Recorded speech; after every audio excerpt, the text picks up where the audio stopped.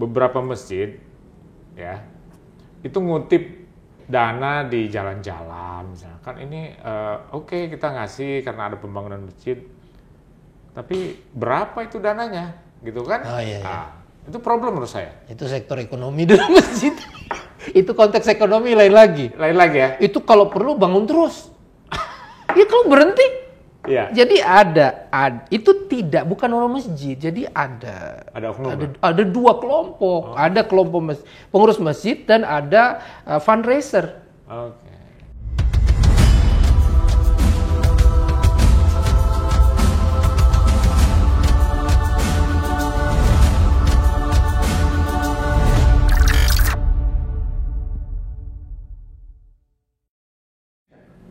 Assalamualaikum warahmatullahi wabarakatuh. Selamat berjumpa kembali dengan Jajang Jalan Channel. Pada sore kali ini saya mengundang seorang teman, kolega di UIN Ciputat, Irfan Abu Bakar. Selamat datang Bung Irfan. Sama-sama. Ya. Bung Irfan ini dosen dia, akan tetapi juga dia seorang peneliti papan atas tingkat nasional yang mengkhususkan pada isu radikalisme, terorisme seputar itu. Jadi dia berhubungan dengan banyak lembaga di dalam maupun luar negeri. Sering diminta konsultasinya oleh BNPT dan Polri, Mabes Polri, Densus segala macam. Saya kira saya tepat sekali ya saya mengundang Bu Irfan. Beberapa hari ini Densus menangkap terduga teroris ya di Bekasi ya. Ada Ustadz Farid Okbah, ada An-Najah ya. Gimana respon Anda? Ya, ini memang mengagetkan ya. Saya kira ini menandai satu tonggak baru penegakan hukum untuk kasus terorisme. Karena dengan hadirnya Undang-Undang Terorisme nomor 5 tahun 2018, maka polisi itu sudah punya kewenangan untuk menangkap orang-orang yang dicurigai atau ditersangkakan gitu, dicurigai ikut mendukung aksi jaringan teroris. Jadi kita mungkin tidak menyebut yang ditangkap ini sebagai teroris, tetapi mendukung, menurut polisi ya, menurut penyidik mendukung aksi daripada para pelaku terorisnya langsung. Nah, kalau sebelum Undang-Undang Nomor 5 tahun 2018, polisi itu tidak punya kewenangan gitu untuk menangkap atau mentersangkakan seorang warga sebelum dia terbukti misalnya secara material itu terbukti misalnya berencana melakukan kekerasan. Nah, pada umumnya kasus-kasus penegakan hukum itu setelah terjadinya aksi kekerasan, setelah terjadinya bom bunuh diri misalnya, baru kemudian polisi menelusuri siapa saja aktor-aktor yang ikut mendukung, baik secara akomodasi, finansial maupun ideologi, siapa otak ideologi di belakang itu. Nah, itu kan dikritik gitu. Setelah banyak korban jatuh, baru kemudian penegakan hukum bertindak. Ada tuntutan yang cukup kuat agar polisi segera memiliki perangkat hukum gitu untuk mencegah sebelum terjadinya kekerasan, aksi bom bunuh diri yang mengorbankan kaum sipil gitu kan. Nah, itulah kemudian kita melihat kejadian ditangkapnya beberapa warga ini. Itu masyarakat kaget gitu. Masyarakat kaget karena kan misalnya gini, tanggapan beberapa kalangan ketika melihat kok Ustadz Farid Okbah ditangkap. Dia kan orangnya anti kekerasan. Ceramah-ceramahnya orang baik. Itu kemudian menimbulkan keraguan kan di tengah masyarakat. Lalu kemudian sebagian menggunakan ini untuk menggoreng isu ini untuk suatu kepentingan politik gitu. Seolah-olah pemerintah ini mulai lagi nih mengkriminalkan ulama dan seterusnya. Kriminalisasi ulama. Kriminalisasi ulama. Jadi hemat saya penting untuk masyarakat dan publik secara umum mengetahui bahwa wakil-wakil kita di DPR, lawmakers kita itu sudah setuju dengan undang-undang ini. Ini polisi itu bukan main nangkap saja. Gitu. Itu akan bahaya sekali buat reputasi penegakan hukum kita kalau mereka main nangkap tanpa adanya bukti yang cukup. Jadi kalau dulu polisi selalu ketinggalan ya. Betul. Bomnya udah meletus, korban berjatuhan, polisi baru kerja ya. Baru kerja. Dan itu kan dikritik, polisi lambat gitu kan. Sekarang ada perangkat hukum yang memungkinkan polisi melakukan tindakan hukum yang mencegah orang-orang tertentu. Ya, tapi Anda sendiri terkejut nggak ditangkapnya orang-orang ini? Ya sebenarnya kalau saya kan sudah mengikuti diskursus untuk diloloskannya undang-undang anti teror kan sejak dulu. Memang undang-undang ini diminta disahkannya sudah lama. Tapi karena ada tarik menarik terutama mengenai keterlibatan TNI di dalam penegakan hukum gitu. Makanya baru tahun 2018 kan ini disahkan gitu. Jadi bahwa siapa yang kemudian ditangkap ya tentu saja beberapa penelitian bisa saja istilah mengkaitkan dengan data-data 10 tahun yang lalu gitu kan. Karena bagaimanapun ini bukan sesuatu yang mendadak ya. Nah beberapa aktor memang sudah istilahnya sudah dalam profiling, sudah dalam profil, saya kira ya tidak tiba-tiba saja gitu. Tetapi karena tidak ada perangkat hukum untuk menjerat seorang gitu kan. Misalnya seorang bisa saja dia terlibat dalam jaringan ya kan atau memberikan ada misalnya perbuatan dia misalnya mentransfer uang gitu misalnya kayak gitu. Kalau belum ada aturan yang memungkinkan kewenangan polisi untuk menangkapnya, maka ya tidak cukup bukti. Makanya sekarang ini kalau ada seorang warga yang menyebarkan suatu narasi yang menghasut orang banyak gitu ya untuk melakukan kebencian dan itu mengarah pada kekerasan yang kaitannya dengan teror gitu, kekerasan, tetapi kemudian orang ini terkait dengan kelompok teroris yang terlarang secara hukum, maka dia bisa dijerat dengan misalnya pasal 15 atau pasal 13A gitu. Undang-undang ini. Iya, undang-undang ini. Jadi dia tidak harus pelaku teror bom bunuh diri yang itu memang jelas-jelas kan gitu. Tapi seorang yang misalnya pernah ikut bareng gitu, rapat ataupun halako ataupun misalnya melindungi seorang yang dituduh sebagai aksi teror. Tapi ini Pak Irfan ya, ada kekhawatiran undang-undang ini memberi akses yang sangat besar bagi polisi ya dan Densus untuk melakukan apa yang disebut dengan preemptive action atau preemptive, ya kan? Dia melakukan tindakan yang mendahului. Jadi ada kekhawatiran akan tindakan yang eksesif dari polisi kalau polisi ini dalam tanda kutip sewenang-wenang menggunakan undang-undang ini gitu. Jadi orang ngomongin lagi kriminalisasi ulama dan sebagainya gitu. Menurut Anda gimana ini? Kekhawatiran ini sebenarnya beralasan atau enggak ini?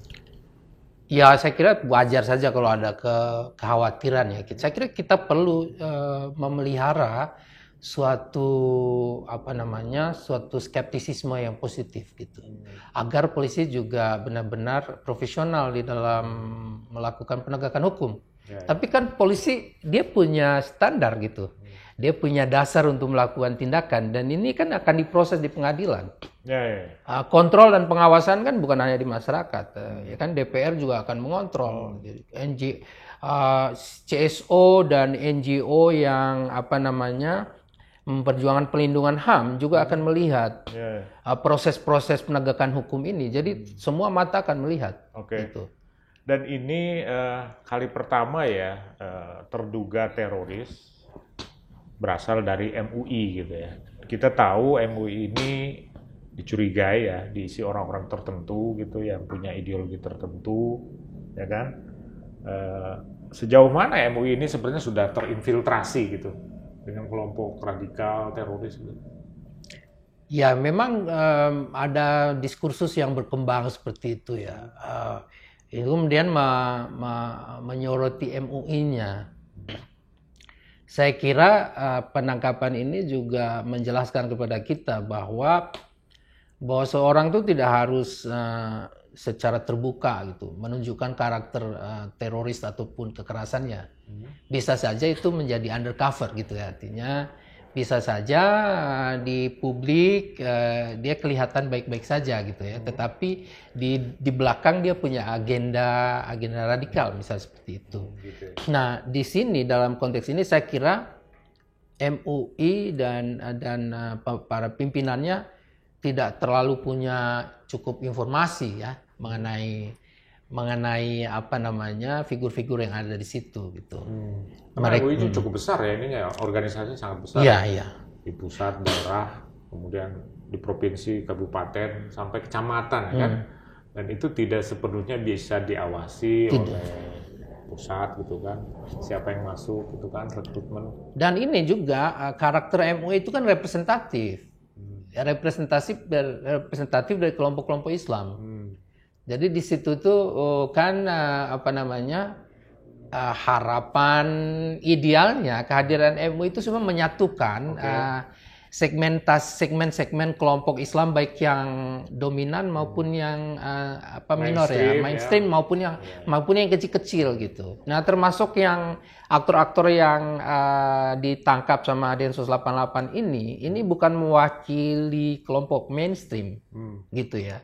Tapi kan MUI menyatukan gitu ya. Dan dalam hal itu memang MUI punya satu etos ya di mana mereka menghindari adanya kecurigaan dan prasangka. Karena itu juga tidak baik ya untuk istilahnya untuk kepentingan menyatukan umat. Tetapi ini hal yang baru juga ya dihadapi oleh MUI gitu ya. Kan mereka bukan peneliti ya, MUI itu kan bukan peneliti, tapi mestinya juga mendengar ya, mengundang peneliti gitu ya untuk mendapatkan suatu pemetaan dan gambaran. Karena kan bagaimanapun Islam ini bukan sekedar suatu kumpulan ajaran normatif, tetapi juga ini berkelindan dengan kepentingan sosial politik seperti itu. Jadi wawasan yang pemetaan seperti itu mesti dimiliki juga oleh para pemimpin MUI untuk bisa menjaga kepercayaan publik. Gitu. Anda pernah diundang MUI? Tidak pernah. Tidak pernah ya? Ini masalahnya. MUI harus mengundang ini orang-orang seperti Irfan Abu Bakar. Jadi harus tahu juga informasi tentang terorisme, radikalisme ya. Enggak sih, MUI juga punya, artinya bukan berarti tidak. Kayak Halil kayak Halil misalnya juga ketemu sama Nafis misalnya, ketemu juga beberapa kali sama saya dalam beberapa forum, dan teman-teman juga bukan berarti sama sekali tidak well informed ya, tetapi secara kelembagaan mungkin awareness seperti ini mungkin ini menjadi semacam cambuk juga ya buat MUI ya, untuk kedepannya mereka lebih bisa kontrol, lebih selektif seperti itu. Oke, Pak Irfan. Ini kita ngomongin masih tentang terorisme, radikalisme ya. Saya ingin kita bahas tentang masjid. Masjid kita ini. Anda sudah banyak ya melakukan penelitian tentang masjid, fungsi sosial keagamaan masjid di tengah masyarakat, ya kan? Banyak buku yang dilahirkan, banyak pelatihan-pelatihan yang dilakukan ya sama lembaga Anda, CSRC ya, Center for the Study of Religion and Culture. Center for the Study of Religion and Culture bekerja sama dengan banyak lembaga untuk melatih, memoderasi orang-orang yang ada di masjid ya, imam, khotib, pengurus masjid dan sebagainya. Tapi toh tetap masjid itu tetap jadi sasaran gitu kan, sasaran kelompok-kelompok radikal, kelompok-kelompok teroris untuk merekrut kan, merekrut. Coba bisa dijelaskan temuan riset Anda tentang masjid ini yang paling mutakhir ini gimana? Ya, sebenarnya kita riset tentang masjid itu sejak 2010 ya. Memang kejadian ditangkapnya Ustaz Saifuddin, masih ingat nggak Ustaz Saifuddin dulu yang apa namanya, dia imam di Masjid Kahuripan yang di Bogor itu ya, di Parung. Situ kan apa namanya, aktor pemboman hotel J Marriott itu. Itu direkrut di Masjid Saifuddin itu. Gitu. Pelaku pemboman. Ya, pelaku pembomannya bukan Saifuddin ya, tetapi bukan. Dia adalah yang merekrut anak muda ini. Itulah kasus mencuatnya suatu perhatian, wah ini masjid bisa jadi suatu venue gitu ya untuk merekrut anak-anak muda gitu. Dari kejadian itu kemudian riset-riset tentang mungkin tidaknya masjid dijadikan sebagai suatu spot untuk rekrutmen gitu. Karena kan apa namanya, tidak ketahuan kan di situ kan orang sholat, berdakwah gitu ya, seperti itu. Dari situ sebenarnya dimulainya riset-riset tentang masjid, dan kita adakan di Jakarta, di Solo itu, dan di spot-spot yang kita lihat punya potensi ya untuk masjid dijadikan sebagai hotspot ya, untuk merekrut itu. Nah, kita lihatin tidak semua masjid yang bisa dipenetrasi atau diinfiltrasi gitu. Ada masjid-masjid karakter masjid tertentu gitu. Nah, kalau masjid yang takmir atau DKM-nya itu cukup punya suatu visi gitu ya, katakanlah dia misalnya punya identitas, katakanlah dia dikelola NU atau Muhammadiyah gitu ya, atau bahkan oleh pemerintah, itu agak susah masuknya gitu. Agak susah. Tapi di masjid di mana kayak di komplek-komplek yang dia tidak terlalu punya afinitas kepada kelompok-kelompok ormas Islam, itu sangat rentan karena di situ kan tidak ada yang ngerti gimana ngurus masjid. Gitu ya? Disitulah mereka masuk, ya kan? Mereka masuk lalu kemudian memakmurkan masjid, bikin pengajian. Karena kan penghuni komplek kan nggak tahu, senang saja kalau ada yang mengisi pengajian, ada ustadz datang, ada ustadz ini nih, wah ngajinya enak. Iya. Dan terus apa sholat berjamaah kan terus rutin di situ kan, orang pasti senang lah seperti itu. Jadi awalnya tidak ada kecurigaan. Itu ya, masjid komplek yang relatif penduduknya penghuni komplek ya, iya. Nggak ada sense of belonging terhadap masjid. Nggak ada. Ada dua kemungkinan. Nggak ada sense of belonging jamaahnya. Kedua, si takmirnya tidak punya cukup wawasan keagamaan gitu. Tidak cukup punya pemahaman keagamaan. Dia tidak bisa menilai apakah suatu pandangan keagamaan orang itu berbahaya nggak atau tidak. Dia tidak punya itu. Itu yang rawan. Penghuni komplek itu kan biasanya pegawai bank gitu ya, bekerja di konstruksi gitu kan, pulang udah capek, ini ada taklim nih, kita ada ustadz ini ngajinya enak gitu kan. Ternyata ustadz ini punya ideologi tertentu gitu. Iya. Terutama itu ya. Tapi kenapa para ustadz itu menyasar masjid kompleks? Ya, ini sebenarnya juga ada uangnya mungkin ya, ada penduduk komplek banyak uangnya dibanding masjid-masjid kampung misalnya. Iya, saya kira ini kan tidak langsung berhubungan dengan rekrutmen ini jihadis sih sebenarnya. Ini lebih kepada penyebaran suatu pandangan keagamaan atau satu tafsir keagamaan yang absolutis. Jadi kita bisa katakan ini sebenarnya suatu kontestasi sebenarnya, suatu upaya kelompok Islam baru untuk bisa mendapatkan jamaah gitu yang lebih banyak di Indonesia gitu. Kan di Indonesia ini kan yang tradisional kan sudah di istilahnya itu yang dominan ataupun yang mayoritas itu kan NU gitu kan, yang tradisional ataupun Muhammadiyah gitu. Jadi sekarang kan aliran-aliran baru ya ingin juga mendapatkan tempat, ingin juga mendapatkan jamaah gitu. Sehingga mereka perlu masuk masjid.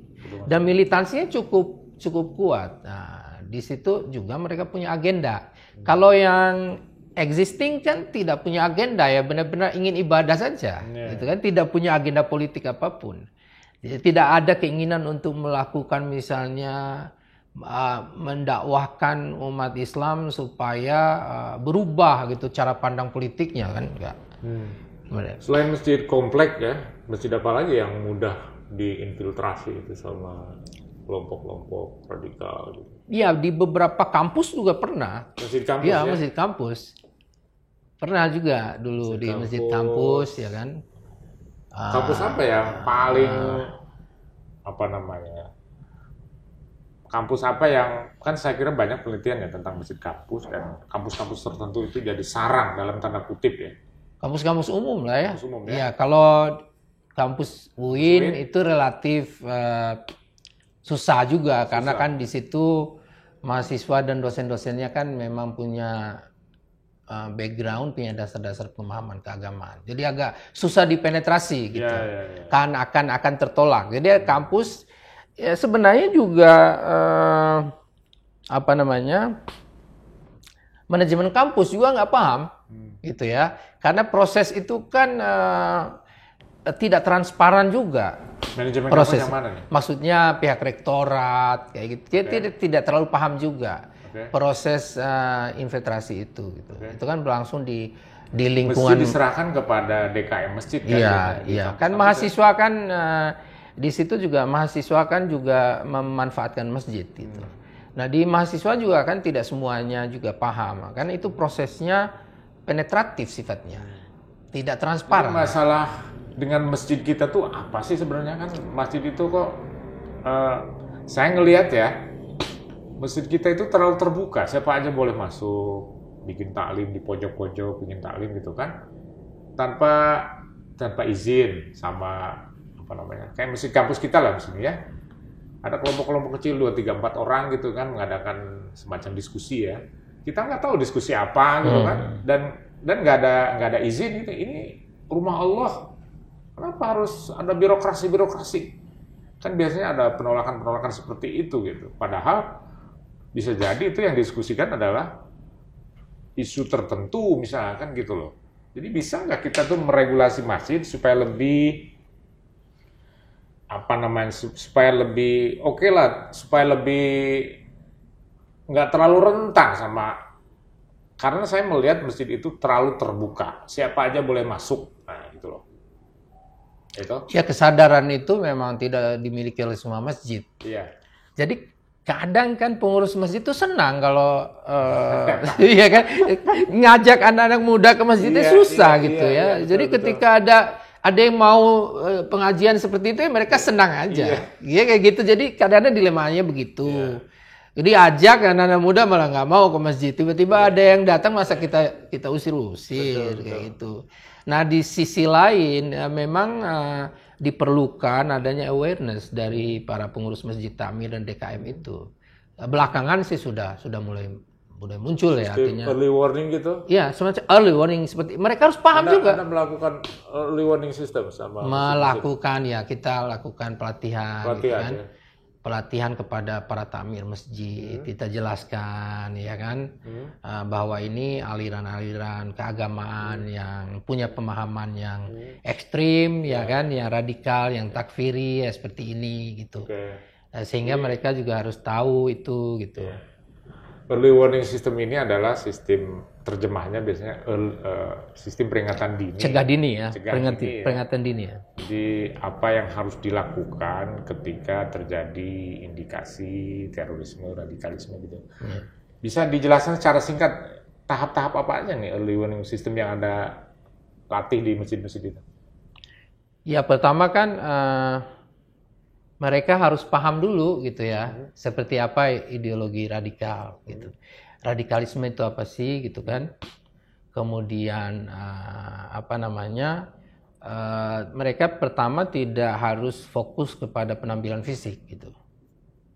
Penampilan fisik misalnya ngelihat pakai jenggot, kemudian pakai celana cingkrang kayak gitu. Oh ini radikal. Wah ini radikal, kita menghindari itu. Ya. Kita menghindari, jangan melihat ke sana karena juga tidak semuanya juga seperti itu. Itu penting gitu untuk juga mencegah jangan sampai juga antam kromo gitu kan. Itu kan bisa menyebabkan juga disintegrasi secara internal gitu.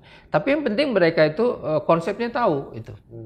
Konsepnya tahu dan mau dengar, mau ikutan, jangan dibiarkan saja. Gitu. Mendengar dan perlu ada komunikasi dengan takmir masjid. Kalau ada misalnya halaku yang mau mengadakan kegiatan, ya perlu ada komunikasi. Izin lah paling nggak? Ya izin, kula nuwun lah, bicara lah. Lalu kemudian kan ada remaja masjid juga di situ, ya kan. Dan mereka tidak bisa cuek. Misalnya kejadian di Bekasi tahun 2011 dulu. Itu terjadi kontestasi yang sangat tajam antara pengurus dan remaja masjidnya. Karena remaja masjidnya sudah dipenetratif gitu loh. Nah pengurus masjid kan nggak tahu menahu nih.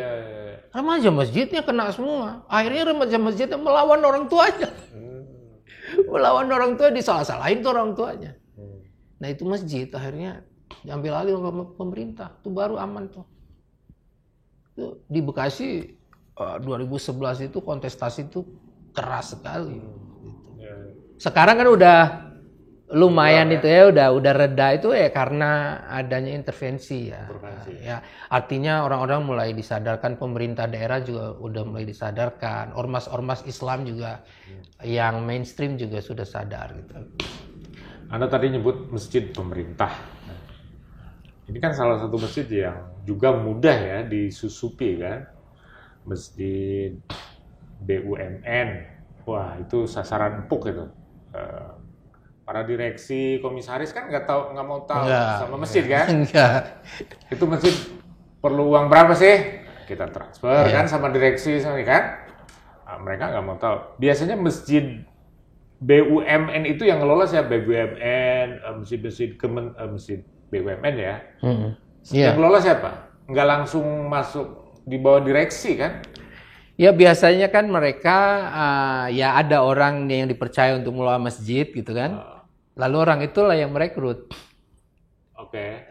Dan orang itu biasanya orang dalam. Iya orang dalam. Di situ atau memang pekerja gitu. Ya, serikat pekerja ya. gitu semacam itu.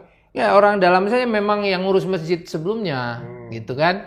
Jadi nanti kan memang ini jaringan bekerja secara cukup sistematis gitu untuk bagaimana bisa quote unquote merebut lah kepengurusan di situ gitu. Dan ini kan memang agendanya cukup jelas yang menjadi target, menjadi tujuannya sehingga itu lama-lama akhirnya ya kepengurusannya dan juga bentuk siapa saja yang berceramah itu yang dia yang pegang. Kalau kira-kira yang ceramahnya itu moderat gitu kan, itu ya nggak akan bisa masuk ke situ gitu. Jadi orang-orang dia yang akan masuk ke situ. Dan di situ karyawan-karyawan kan tidak berkutik kan, tidak punya mekanisme bagaimana cara mereka ini karena sementara juga atasan-atasannya juga tidak tahu menahu. Jadi katakanlah masjid BI nih, ya masjid BI ya, masjidnya megah, jamaahnya banyak. Kemudian ada satu pengurus masjid yang sangat berkuasa ya, punya siapa ngundang imam khotib siapa ya, gitu imam ya. penceramah. Ini dia yang bertanggung jawab ya. Iya, Nah, kalau dia udah terinfiltrasi, ya dia akan menjadikan masjid itu sebagai media untuk menyebarkan pandangannya. hanya ustadz-ustadz tertentu saja yang diundang ya. Iya, itu. Kalau ustadz yang kira-kira bertolak belakang dengan ideologinya itu nggak akan diundang gitu. Seperti itu. Oke. Sebenarnya ustadz-ustadz apa sih yang digemari ya di masjid-masjid model masjid BI lah, masjid BUMN kita lah, ya kan banyak sekali. Model apa? Ya sebenarnya para jamaah itu pada awalnya juga tidak terlalu tidak terlalu menentukan model ideologinya gitu kan. Yang penting misalnya dia fasih gitu ya, membacakan ayat Al-Quran. Itu kan yang bisa mereka ukur dari situ. Ya kan, dia mengutip hadis gitu. Jadi kalau kemudian khotibnya ataupun penceramahnya itu ketahuan salah-salah baca, ya mau apapun idenya bakal tertolak. Nah, ya yang dakwah seperti ini kuat di situ. Jadi secara legitimasi keagamaannya itu secara lahiriah atau hiriah itu meyakinkan gitu. Fase kalau baca Al-Qur'annya seperti itu. Baik Pak Irfan, saya tahu ya beberapa ustadz yang punya ideologi salafi ya, seperti Ustadz Abdul Hakim Abdad, Ustadz Yazid Jawas, itu Ustadz Farid Okbah. Dia sering mengisi taklim-taklim di masjid yang punya latar belakang perusahaan atau BUMN itu kan. Artinya kan pegawai BUMN itu emang suka dengan pengajian dia gitu, dan kurang suka mungkin dengan pengajian-pengajian Kiai NU. Gimana menurut Anda? Iya, saya kira karakter ininya ya pertama itu referensial. Referensial itu artinya dia kan karakternya gitu, mengutip ayat, mengutip hadis gitu, dan tegas gitu memberikan jawaban terhadap pertanyaan. Jadi penyikapan terhadap suatu masalah keagamaan itu tuh hitam putih gitu, tegas. Nah, masyarakat awam kan dia tidak punya cukup referensi untuk menilai pendapat mana, bagaimana memahami perbedaan-perbedaan pendapat di dalam menafsirkan ayat Al-Quran maupun hadis gitu. Makanya tidak heran kalau model dakwah yang memberikan satu kepastian seperti itu lebih menarik, lebih digemari gitu, lebih tegas. Dan dalam situasi masyarakat kita yang dihadapkan oleh suatu kehidupan yang pengaruh globalisasi gitu ya, pengaruh globalisasi materialisme kehidupan gitu ya, membuat mereka tercerabut dari akar keagamaan gitu. Sehingga mereka membutuhkan suatu kepastian. Nanti kira-kira kalau mati itu masuk surga atau tidak. Dan itu buat masyarakat penting gitu. Penting ya. Penting. Yang penting itu kan dia tahu sebelum dia mati gitu. Karena dia tidak tahu kan nanti seperti apa. Kan? Orang yakin bahwa dia, saya pasti akan masuk surga dengan cara seperti ini. Kalau dakwah dengan Kiai NU kan tidak, mereka tidak akan mengatakan seperti itu. Kalau Kiai NU gimana? Ya, mereka akan tidak akan membuat istilahnya klaim seberani itu ya, artinya ya. Kalau Kiai NU itu atau ustadz NU, Kiai NU lah ya. Itu emang model dakwahnya beda ya. Beda. Yang disampaikan tuh lebih kepada amalia gitu kan, menjaga. Kalau ustadz Salafin kan ini dalilnya ini baca Quran. Dan lebih directing, lebih bilang itu salah, ini yang benar. Nah kalau KNU kan dia memahami kondisi. Kalau KNU kan ya ini ada wajib, ada sunnah, ada mubah gitu kan. Orang awam tuh butuh kepastian ya. Itu dia. Tidak semua orang juga, maksudnya orang-orang awam tuh maksudnya orang-orang perkotaan yang memang mereka tidak lagi punya akar komunitas keagamaan seperti komunitas NU. Komunitas pesantren, pengajian yang memang dari dulu gitu kan bersama dengan kiainya gitu kan, dari turun temurun mereka tahu kemana mereka bertanya gitu, kiai dengan kitab kuningnya. Seperti itu udah menjadi sistem budaya. Itu orang awam perkotaan yang itu kayaknya nggak suka itu kitab kuning tuh. Tidak suka kan? Iya, karena kan itu mereka tidak bisa juga akses kan gitu. Mereka tidak bisa akses. Itu terlalu lama gitu. menunggu ininya. Nah, kita tahu ya ada masjid NU itu, Masjid Hasyim Asy'ari, Kiai Haji Hasyim Asy'ari di Jakarta Barat. Pernah ke sana? Ya. Terus itu model pengajiannya seperti apa itu? Ya itu kan sama lah artinya di pengajian-pengajian yang sifatnya mengacu ke kitab kan itu kitab kuning yang kitab kuning itu penting gitu kan karena itu istilahnya melanjutkan tradisi pesantren keagamaan berabad-abad lamanya. Jadi ada keberlangsungan silsilah keilmuan. Kalau seperti itu. Itu silsilah keilmuan itu yang memberi keyakinan spiritual kepada para jamaah. Jangan lupa sebenarnya para dai yang punya background tradisional seperti NU juga sudah sudah juga cukup tampil ya untuk apa istilahnya di publik perkotaan.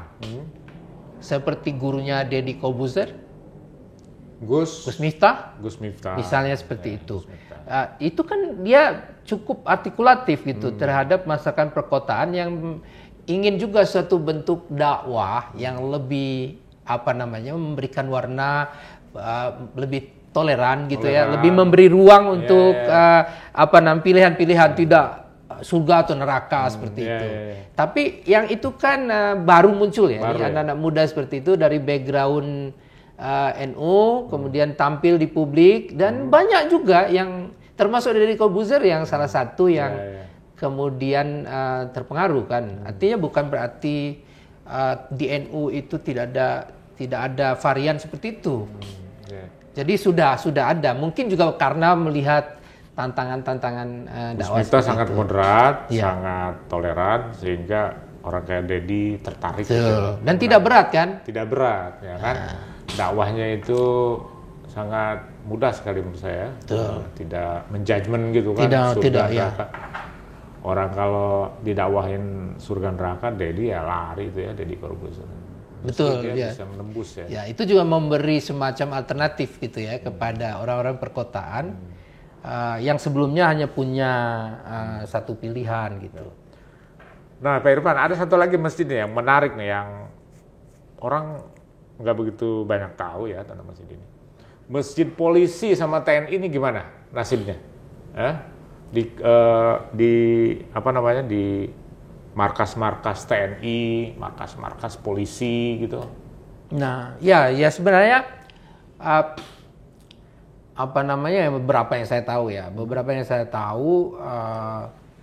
di masjid masjid polisi itu dakwah tablighi itu yang favorit ya. Artinya lebih kepada memberikan sentuhan spiritual gitu, dengan zikir kayak gitu kan. Jadi mereka tidak ada diskursus politik di situ. Nggak boleh ya. Tapi juga tidak ada diskursus sosial yang lebih juga. Kompleks itu kan. Capek mungkin mereka ya. Jadi mereka itu diisi ya, istilahnya diisi spiritualnya gitu, dengan zikir seperti itu. Kenapa polisi gemar sekali dengan dakwah-dakwah tabligh ini? Ya saya kira mereka mungkin karena membutuhkan suatu ketenangan ya. Ketenangan batin ya. Pekerjaan polisi itu kan keberatan. Menguras ya. Menguras mental, menguras mental dan tenaga. Dan ketika mereka masuk masjid diberi siraman yang sifatnya memberi mereka tuh ruang untuk teduh, untuk tenang, untuk zikir gitu kan. Untuk lebih masuk ke dalam, makanya mereka suka, ada keseimbangan yang mereka dapatkan di situ. Betul. Saya suka dengar ya Masjid Kebon Jeruk ya, itu salah satu masjid itu dakwah tablighi di sana jalan ya, dan banyak polisi bukan hanya bahkan perwiranya ke sana gitu jadi aktivis tablighi gitu kan. Ya mereka jadi aktivis, mereka menjadi ini juga, jadi sebenarnya nggak tahu juga saya ya seperti apa, apakah ini by design atau tidak.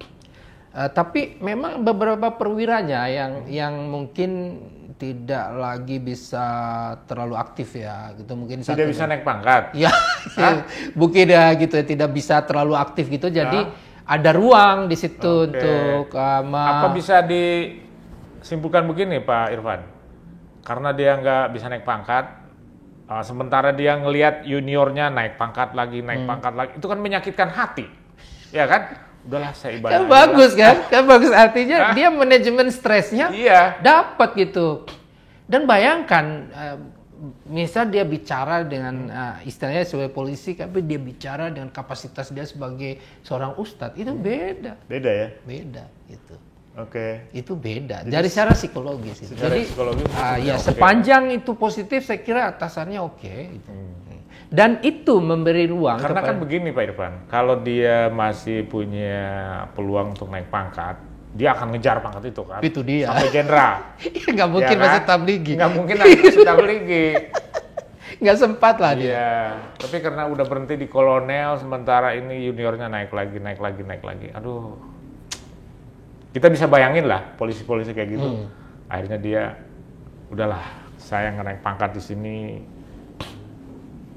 nanti di akhirat derajat saya akan ditinggikan oleh Allah. Gitu kan? Nggak nunggu di akhirat, sebenarnya di dunia saja dia udah mendapatkan suatu cara untuk menetralisir gitu situasi-situasi psikologis yang menekan seperti itu. Saya melihat sendiri itu positif justru. Positif.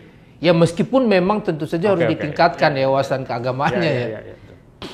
Ini menarik ya, banyak perwira polisi. Kalau tentara gimana? Tentara saya kira tentara beberapa misalnya mereka lebih nyaman ya misalnya dengan beberapa itu dengan Habib Lutfi. Tapi kan sama aja tuh. Istilahnya tendensinya mereka itu menginginkan suatu siraman rohani ataupun keagamaan yang mengisi ruang spiritualnya, ketenangan batinnya, dan itu akan memberi mereka satu kepercayaan diri juga, gitu kan, menghadapi suatu pekerjaan yang menantang, yang mungkin saja membuat stres mereka jadi tinggi. Itu ada kepercayaan diri ketika berhubungan dengan Habib Lutfi, misalnya gitu. Ada ketenangan, ada kepercayaan diri gitu. Didoakan misalnya seperti itu gitu kan. Atau ngaji bersama. Ngaji bersama, zikir bersama gitu. Terus saya bagus itu. Bagus ya. Baik Pak Irfan, ini bagian terakhir saya nanya tentang riset Anda lah ya. Anda kan lama bekerja di CSRC. Ya, berapa tahun jadi direktur? Saya sejak 2004 ya. 2004 ya, sampai? Terus direktur 2010 sampai 2019. Oke. Sekarang jadi penasehat ya? Jadi suhu ya penasehat. Penasehat sama di CSRC. Profesor Azumardi. Center for Study of Religion and Culture. Pusat Kajian Agama dan Budaya. Pusat Agama dan Budaya, tempatnya di UIN ya. Ya. Tempatnya di UIN, kerjasama dengan berbagai lembaga yang saya ingat itu dengan KAS, Konrad Adenauer Stiftung ya. Ya. Dan sekarang masih ada riset tentang masjid yang di CSRC ini. Riset tentang masjid terakhir dengan Prof Jajang juga. Oke. Yang literasi keagamaan di masjid kan. Iya. Okay. Kita nulis itu buku. Ya ini kunci ya, literasi keagamaan. Ya. Bisa Anda jelaskan secara lebih gamblang ini? Ya jadi pengurus-pengurus masjid itu kan memang kan yang selama ini belum terlalu menjadi perhatian ya, terutama di perkotaan. Itu kan dituntut juga untuk memiliki level tertentu dari pemahaman keagamaan. Gitu. Tidak harus menjadi sarjana atau ulama, tapi tidak boleh juga terlalu rendah gitu literasinya. Artinya dasar-dasar Islam misalnya. Dasar-dasar Islam, akidah gitu kan, kemudian fikih, ibadah, akhlak, itu juga harus dikuasai dengan baik gitu. Prinsip-prinsip dasarnya, pandangan-pandangan umumnya seperti apa gitu. Kemudian pendapat-pendapat, jadi memang tidak harus tafakuh banget gitu kan. Kecuali ya di beberapa komunitas yang memang di NU Muhammadiyah yang memang sudah memiliki tradisi literasi yang kuat itu lain. Tapi kan di perkotaan susah untuk mendapatkan seperti itu. Sehingga diperlukan bahwa pengurus itu tuh haruslah punya gitu. Minimum, standar minimum. Nah, kedua, baru mereka juga harus punya wawasan sosial keagamaan. Jadi Islam itu tidak hanya berisi tentang akidah, akhlak gitu kan, ibadah gitu loh. Sesuatu yang memang itu standar yang harus dimiliki. Tetapi Islam juga kan adalah agama yang punya kepedulian terhadap isu-isu sosial, politik dan kebudayaan. Nah, di situ pandangan-pandangan keagamaan. Tapi masalahnya begini, Pak Irfan ya, kita mentraining para pengurus masjid. Pengurus masjid ini sebenarnya definisinya sangat loose ya menurut saya. Dia kadang-kadang sukarela aja jadi pengurus di masjid.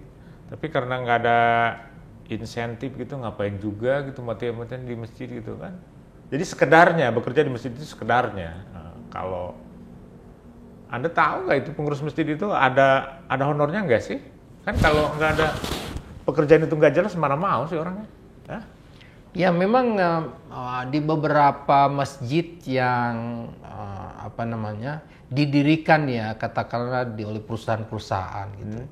Mereka punya sumber dana lah ya untuk menggaji pengelola masjidnya gitu ya.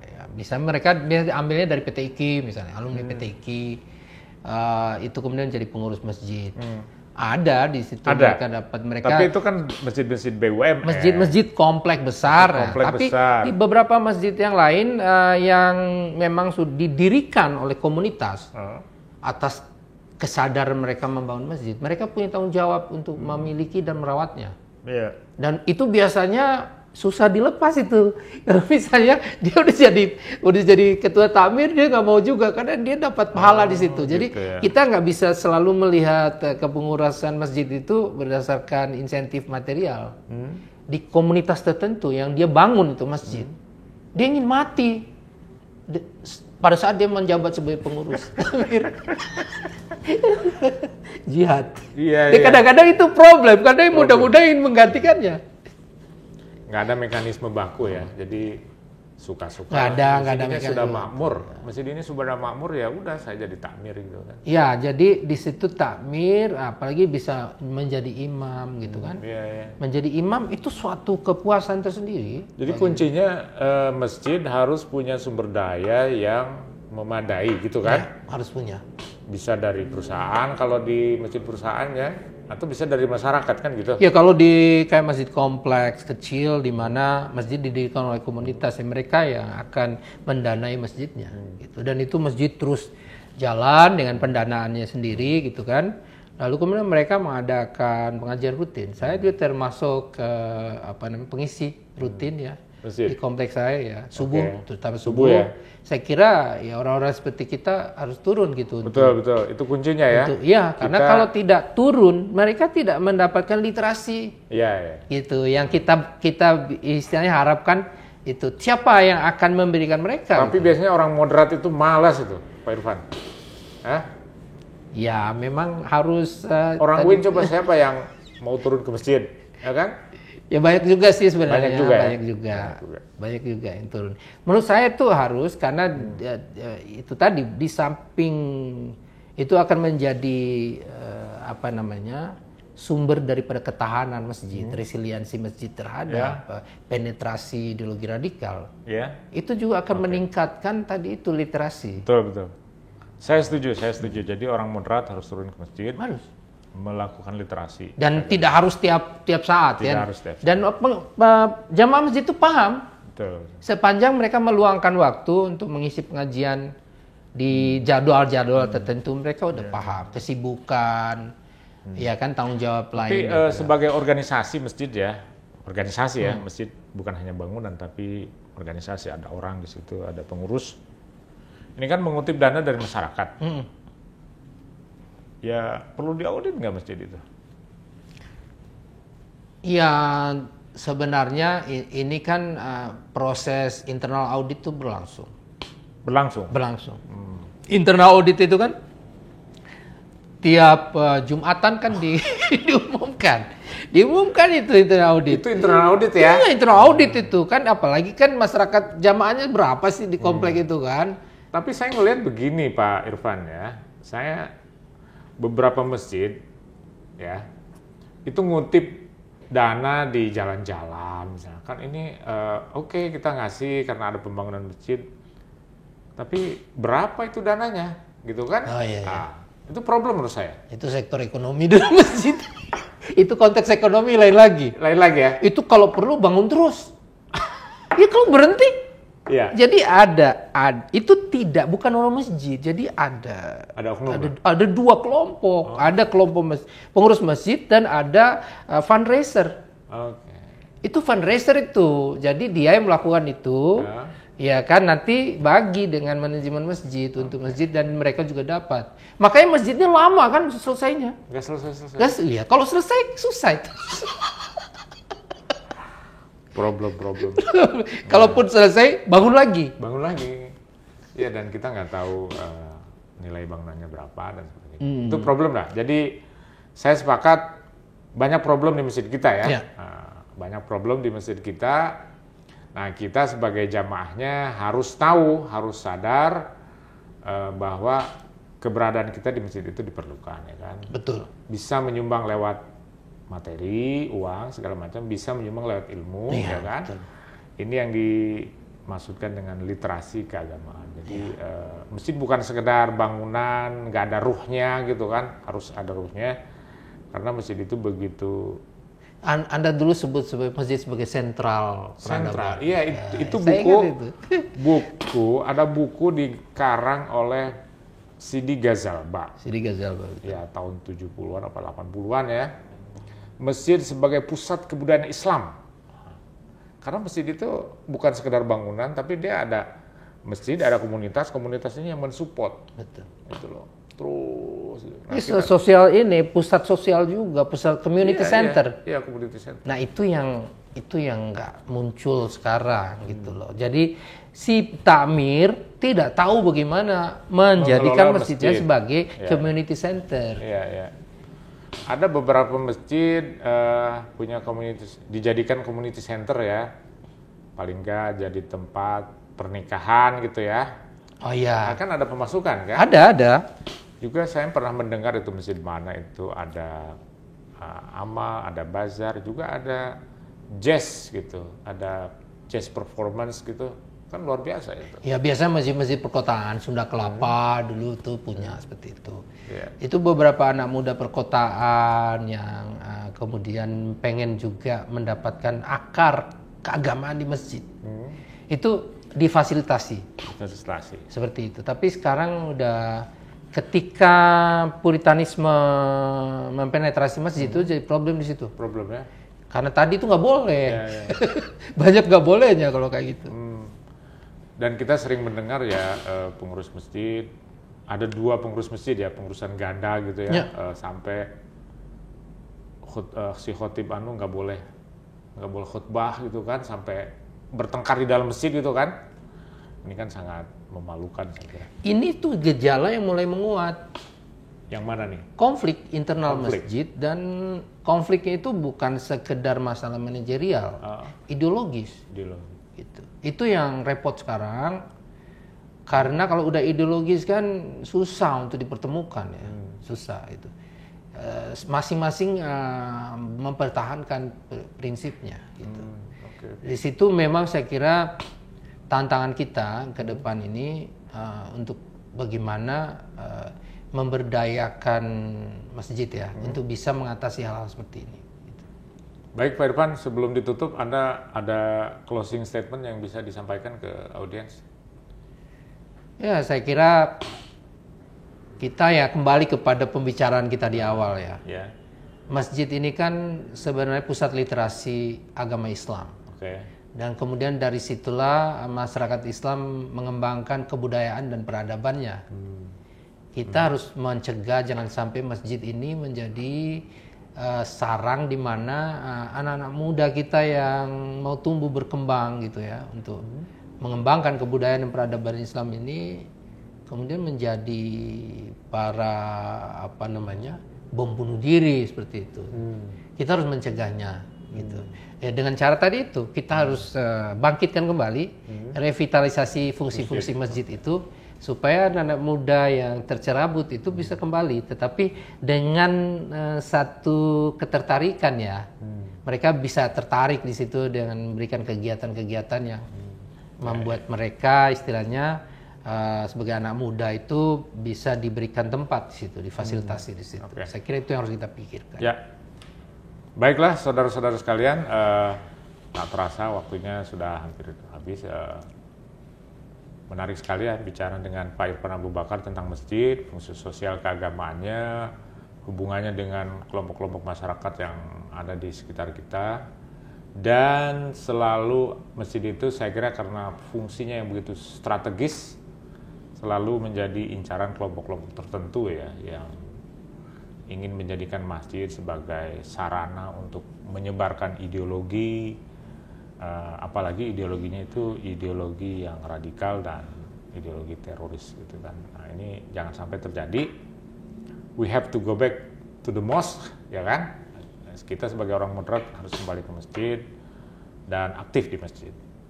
kita harus memberi dukungan kepada masjid, baik finansial maupun keilmuan.